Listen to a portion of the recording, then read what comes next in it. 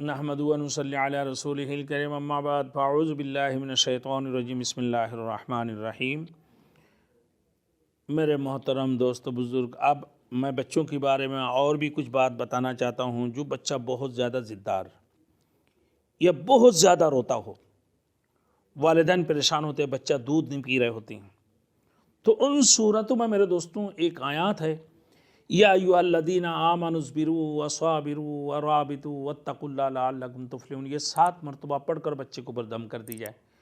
انشاءاللہ تعالی بچے کا رونا پیٹنا بند ہو جائیں گے۔ دوسرے نمبر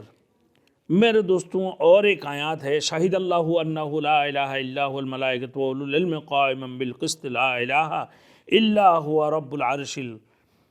لا الہ بسم اللہ الرحمن شہد اللہ انہ لا الہ الا هو الملائکۃ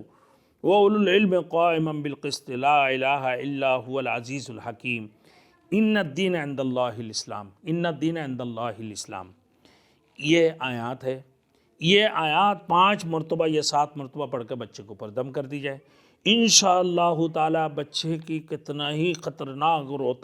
رونے والا بچہ کیوں نہ ہو، اللہ رب العزت نے چاہے تو انشاءاللہ بچے کا رونا بند ہو جائیں گے۔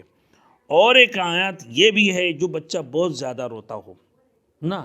تو اس کی بارے میں نے جو ایک آیات سب سے پہلے بتایا، یا ایھا الذین آمنوا اصبروا وصابروا ورابطوا واتقوا اللہ لعلکم تفلحون، صرف 7 مرتبہ پڑھ کر یہ بچے کو دم کر دیں، اس سے بھی رونا بند ہو جائیں گے۔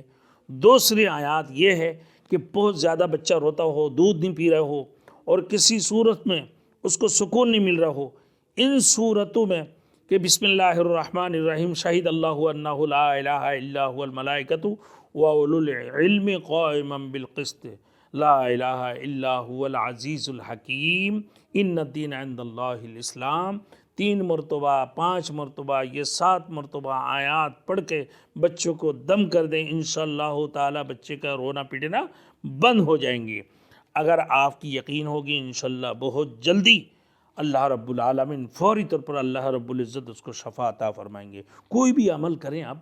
یقین اللہ سے کرنا چاہیے لازماً۔ اللہ کی آیات، اللہ کی قرآن بڑی معجزہ ہے اور اللہ کی قرآن میں بڑی طاقت ہے، اگر آپ یقین کے ساتھ پڑھیں گے انشاءاللہ تعالی میرے دوستوں جیسے پیتل اور تانبے سونا بن جائیں گے۔ لیکن ہماری یقین نہیں ہوگی، اللہ کی طرف ہم متوجہ نہیں ہوں گے، ہمارے یقین کے ساتھ اگر ہم نہیں پڑھیں گے تو یقیناً کتنا ہی پورا قرآن مجید پڑھ کے دم کر دیں تو کچھ نہیں ہوں گے، پورا قرآن مجید پڑھ کے بھی دم کر دیں کچھ نہیں ہوگا۔ تو ایمان اور یقین لازمی ہے، ورنہ کسی صورت میں یہ نہیں ہوں گے۔ اللہ ہم سب کو عمل کرنے کے توفیق عطا فرمائے۔